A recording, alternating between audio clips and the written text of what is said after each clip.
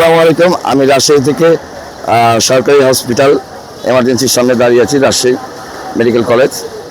বন্ধুরা, আপনারা জানেন যে এখানে যারা আসে তারা খুবই নিম্ন পর্যায়ের লোক, যাদের আয় রোজগার খুবই কম। সেই কারণে এই প্রতিষ্ঠানটা সরকারি বলে ওরা আসে।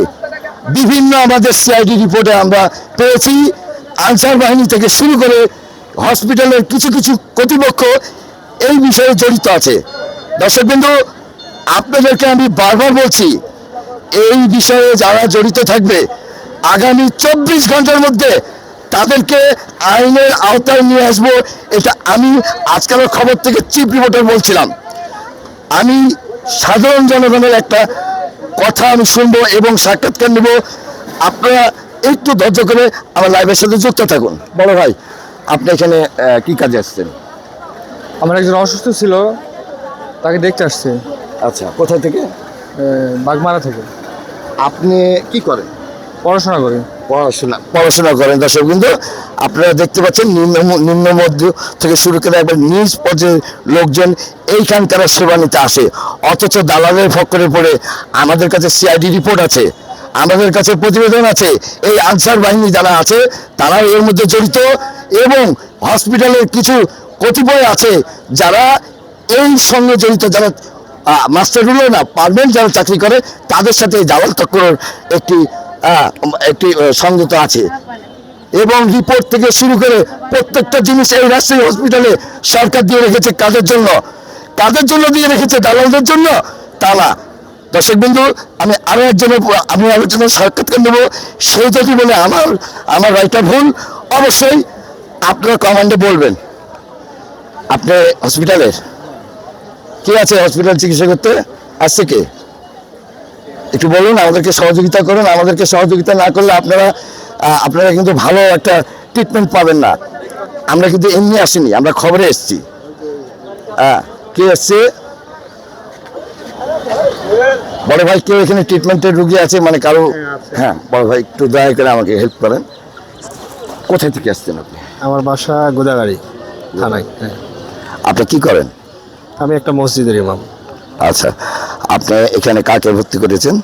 আমার 11 মাসের পেশেন্ট আছে, বাচ্চা ছেলে। আচ্ছা, সম্পূর্ণ টেস্ট কিংবা সম্পূর্ণ কিছু কি এখান থেকে ডাক্তার করিয়েছে না বাইরে থেকে আপনাকে করিয়েছে? না, টেস্টগুলো এখান থেকে হলেও আলহামদুলিল্লাহ, বাট ওই মেডিসিনগুলো যেমন এখন আমি একটা কিনতে যাচ্ছি, অনেক মেডিসিনই আমাদেরকে বাইরে থেকে কিনতে হয়। দর্শকবৃন্দ, দেখতেই পেলেন, ইনি আমার ভাই না, ইনি আমার আত্মীয় স্বজন না, কেউ না, অথচ তার উক্তি শুনলেন সে একজন ইমাম। পাঁচ ওয়াক্ত নামাজ পড়ি। এটাই আমি বলছিলাম আপনাকে। হ্যাঁ, আপনারা যদি আমাকে সহযোগিতা না করেন আমি কিভাবে আগাবো ভাই? আমি আপনাদের জন্য এসেছি। মেডিকেলে 67 দিন আমি আজকে। জি। 67 ডেজ আমার। জি। বাচ্চাকে এখানে নিয়ে ভর্তি হয়েছিলাম জ্বর শ্বাসকষ্ট নিয়ে। বাচ্চাটা টিভি অ্যাটেক্টেড হয়, টিভি ধরা পড়ে। সেখান থেকে এখন পর্যন্ত আমার বাচ্চা টোটাল আইসিইউতেই গেল 3 বার।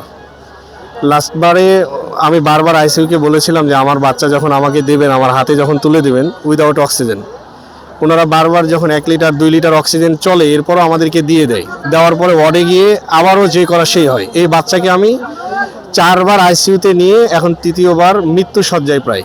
এই বাচ্চাকে এখন আমাকে বলা হচ্ছে যে আপনি ঢাকা শিশু হাসপাতালে যান। আমি শিশু হাসপাতালে যাবো, অথচ আমার তো ওখানে কেউ পরিচিত না। আমি ওখানে কিভাবে যাইতে পারি? সিট আদৌ খালি আছে কিনা? আমার পাশের বেডের যে 6 জন ভাই গেছে তারা সবাই মারা গেছে। আর আমার তো অ্যাবিলিটি ওরকমটাও নাই যে আমার এখান থেকে মাইক্রো খরচ 10,000 12,000 টাকা খরচ করে আমি বাচ্চাকে ওখানে নিতে পারবো, এবং আদৌ সিট পাবো কিনা সেটা তো অনেক সন্দেহ। তবে বারবার একটা জিনিস রিকোয়েস্ট করি যে যেখানে চিকিৎসা চলতেছে ওটা প্রপার চিকিৎসাটা দিয়ে আমাদের হাতে দিলেই তো আলহামদুলিল্লাহ আমরা খুশি হই। ওদের অক্সিজেনটা লাগবে না, আমাদের হাতে দিবে, আমরা বাড়িতে নিয়ে যাব। আমাদেরকে বলা হয়, খোলা একটা যুক্তি দেওয়া হয় যে আরও অনেক সিরিয়াল আছে, আপনার বাচ্চা 2 লিটার অক্সিজেন পাচ্ছে, এখন ওয়ার্ডে যান। ওই বাচ্চা ওয়ার্ডে যে আবারও ক্রিটিক্যাল হয়ে যাচ্ছে, আবারও অক্সিজেন আছে। তাহলে বাচ্চাটাকে নিয়ে আমি আজকে 67 দিন, আমার পরিবার সকলে অসুস্থ, আমার বাবা নাই, বড় ভাই নাই, আমি একাই এইভাবে ভুক্তভোগী। আমি অর্থনৈতিক সাইডে একদম পঙ্গু হয়ে গেছি। এখন আমার যা ছিল মানুষের কাছে দেনা, মোর দেন 2 লাখ টাকা আমার বাচ্চার পিছনে আমার খরচ হয়ে যায়। এটা সরকারি হাসপাতাল, এরপরও 2 লক্ষ টাকা প্রায় আমি আমার বাচ্চার ক্ষেত্রে খরচ করে ফেলেছি অলওয়েজ। এরপরও আরও অনেক আমাকে লাস্টে সাজেস্ট করা হলো 13,000 টাকা এক একটা ইঞ্জেকশনের দাম লাগবে, সেটা যদিও তারা হোল্ড করছে, এরপরে আবার লাগতে পারে।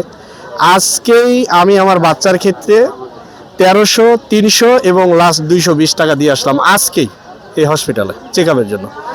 সো আমি জানি না অর্থনৈতিক সাইড দিক থেকেই মনে হয় আমি আমার বাচ্চাকে বাঁচাতে পারবো কিনা। ওভারঅল আমি সকলের কাছে দোয়া প্রত্যাশী। বাচ্চাটা অনেক কষ্ট করছে, 6 কেজি 900 থেকে এখন বাচ্চার ওয়েট হচ্ছে 5 কেজি 100, একেবারে তার দিকে তাকানো যাচ্ছে না।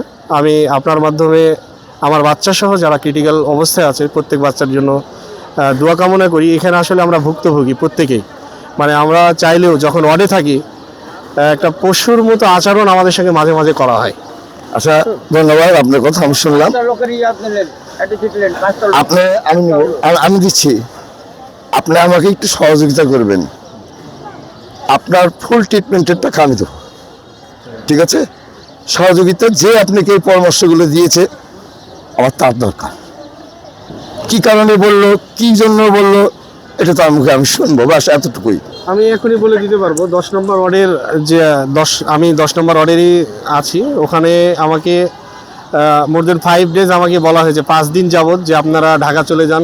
আবার কখনো কখনো বলে আপনি বাসায় সিলিন্ডার কিনে নিয়ে চলে যান, কারণ আপনার বাচ্চা অক্সিজেন ডিপেন্ডেড হয়ে গেছে। তা আমি ওনাদেরকে বললাম একটা অক্সিজেনে কত ঘন্টা যায়? মোর দেন 5 থেকে 6 ঘন্টা।